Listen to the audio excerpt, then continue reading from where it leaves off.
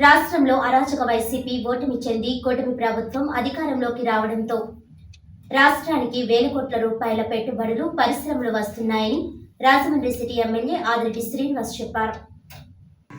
రాజధాని అమరావతికి 15,000 కోట్ల రూపాయలు, పోలవరానికి 12,000 కోట్ల రూపాయలు, విశాఖ రైల్వే జోన్లకు mall, Tata group, Reliance, Adani group భారీ పెట్టుబడులు పెట్టేందుకు రాష్ట్రానికి వస్తున్నాయని తెలిపారు. ది రాజమండ్రి ప్రెస్ క్లబ్లో గురువారం ఏర్పాటు చేసిన మీడియా సమావేశంలో ఆయన మాట్లాడుతూ ఒక్క ఓటుతో ఈ రాష్ట్రం మారుతుందనడానికి ఈ పెట్టుబడులే నిదర్శనమని అన్నారు. ఇదంతా 5 నెలల్లో కూటమి ప్రభుత్వం సాధించిన ఘనతని పేర్కొన్నారు. 5 సంవత్సరాల వైసీపీ ఆర్థిక అరాచక పాలన అర్థం చేసుకోవడానికి తమ కూటమి ప్రభుత్వానికి 5 నెలలు పట్టిందన్నారు. జగన్ ప్రభుత్వం 10 లక్షల కోట్ల రూపాయలు అప్పులు చేసిందని, ఏ అప్పు దేనికనేది ఇప్పటికీ తెలియడం లేదని విమర్శించారు.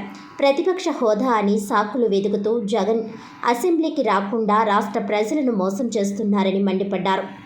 గత 5 సంవత్సరాలుగా తమ గొంతు అసెంబ్లీలో వినిపించనివ్వకుండా చేసిన జగన్ ఇప్పుడు కూటమి ప్రభుత్వం 5 నెలల అభివృద్ధిని, గత 5 ఏళ్ల తన విధ్వంస పాలనను చూసి జగన్ సిగ్గుతో అసెంబ్లీకి రావడం లేదని వ్యాఖ్యానించారు. ఇది దేవుడు రాసిన స్క్రిప్ట్ అని చెబుతూనే ఉన్నామని అన్నారు.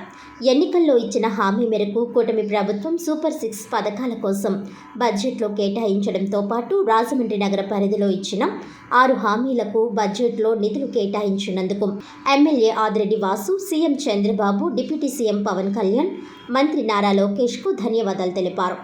విజనరీ లీడర్గా చంద్రబాబు సూపర్ 6 పథకాలకు కట్టుబడి ఉన్నారని, 5 సంవత్సరాలు అధ్వాన్నమైన రోడ్లను మరమ్మతులు చేయిస్తూ జనవరి నెలాఖరుకి రోడ్లు పూర్తి చేస్తారని చెప్పారు.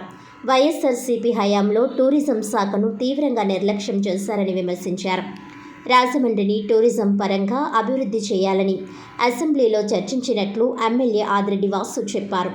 హేవ్లాక్ బ్రిడ్జ్పై టూరిజం శాఖ ద్వారా అభివృద్ధి చేసి పుష్కరాలకి సిద్ధం చేస్తామని స్పష్టం చేశారు. వివిధ శాఖలను సమన్వయం చేసుకుని ఏకో టూరిజం, ఇతర అభివృద్ధికి ప్రాధాన్యం ఇస్తామని చెప్పారు.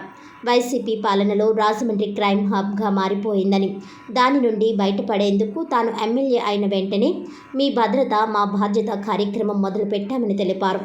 తన ఆశయానికి అనుగుణంగా ప్రభుత్వం రాజమండ్రికి ప్రత్యేక పోలీస్ బెటాలియన్ మంజూరు చేసిందని ఎమ్మెల్యే చెప్పారు. మాజీ ఎమ్మెల్యే ఆదిరెడ్డి భవానీ మద్యంపై ఆనాడు అసెంబ్లీలో మాట్లాడితే దారుణంగా ట్రోల్ చేశారని, స్పీకర్ తమ్మినేని సీతారాంకి చెప్పిన ఆయన పట్టించుకోలేదని, భవానీని అవమానించిన వారు ఎవరైనా కఠినమైన చర్యలు తీసుకుంటామని హెచ్చరించారు. తప్పు చేసిన వారు ఏ పార్టీకి చెందిన వారైనా చర్యలు తప్పవని స్పష్టం చేశారు. డిప్యూటీ సీఎం పవన్ కళ్యాణ్ పిల్లలపై కూడా ట్రోల్ చేయడం దారుణమన్నారు. ప్రజల ఆకాంక్షలను, సంక్షేమానికి అనుగుణంగా రాష్ట్ర బడ్జెట్ ఉందని, కేవలం సంక్షేమానికే కాకుండా అభివృద్ధికి, సంపద సృష్టించడానికి కూటమి ప్రభుత్వం కట్టుబడి ఉందని ఎమ్మెల్యే ఆదిరెడ్డి వాసు అన్నారు. మీడియా సమావేశంలో ఏపీ సెటిబుల్స్ welfare and development corporation chairman Kudupudi Satyababu, TDP రాష్ట్ర కార్యదర్శి కాశీ నవీన్ కుమార్, టీఎన్టీయూసీ రాష్ట్ర ప్రధాన కార్యదర్శి వర్రె శ్రీనివాస్, రాజమండ్రి పార్లమెంట్ కమిటీ ఉపాధ్యక్షులు మజ్జి రాంబాబు, టీఎన్టీయూసీ జిల్లా మాజీ అధ్యక్షులు నక్కా చిట్టిబాబు, నగర ప్రధాన కార్యదర్శి బుడ్డిగ రాధ, కార్యనిర్వాహక కార్యదర్శి ద్వారా పార్వతీ సుందరి, వాణిజ్య విభాగం రాష్ట్ర కార్యదర్శి ఇన్నమూరి రాంబాబు, లీగల్ సెల్ రాష్ట్ర ఉపాధ్యక్షులు రాచపల్లి ప్రసాద్, మాజీ కార్పొరేటర్లు కడలి రామకృష్ణ, కురుమిల్లి విజయశేఖర్, రాజమండ్రి పార్లమెంట్ కమిటీ కార్యనిర్వాహక కార్యదర్శి బంగారు నాగేశ్వరరావు పాల్గొన్నారు. మీడియా వారికి నమస్కారం. వైసీపీ ఓటమితో జగన్మోహన్ రెడ్డి దిగిపోవడంతో ఈ రాష్ట్రానికి ఎన్ని ప్రయోజనాలు వచ్చినాయి అంటే, అమరావతి నిర్మాణానికి 15,000 కోట్లు వచ్చాయి, పోలవరం నిర్మాణానికి 12,000 కోట్లు వచ్చాయి, విశాఖ రైల్వే జోన్ పనులు మొదలయ్యాయి, అమరావతికి రైల్వే లైన్ వచ్చింది, విశాఖ ఉక్కు ప్రైవేటీకరణ ఆగింది, రోడ్ల నిర్మాణానికి కేంద్రం నుంచి 6,500 కోట్లు వచ్చాయి, గతుకులున్న రోడ్లు పోతా ఉన్నాయి, గంజాయి సరఫరా ఆగింది, లూలు మాల్ మళ్ళా విశాఖపట్నానికి వస్తూ ఉంది, టాటా గ్రూప్ వచ్చింది, రిలయన్స్ 65,000 కోట్లు పెట్టుబడులకి వస్తూ ఉన్నారు, అదానీ గ్రూప్ పెట్టుబడులు పెట్టడానికి వస్తూ ఉన్నారు, 1,40,000 కోట్లు పెట్టుబడులు నిపాన్ ఎస్ఎల్ఆర్ గ్రూపు వస్తూ ఉంది. మొన్ననే బాబు గారిని కూడా, ముఖ్యమంత్రి గారిని కూడా కలిసింది. అంటే అనేది ఒక్క ఓటుతో ఈ రాష్ట్రం మారుతుంది అనడానికి, ఏదైతే ఈ అరాచకం నుంచి అభివృద్ధి వైపు అడుగులు వేస్తూ ఉందనడానికి ఇవన్నీ నిదర్శనాలు. కేవలం ఐదే ఐదు నెలలు ఇవన్నీ సాధించిన ఘనతలు.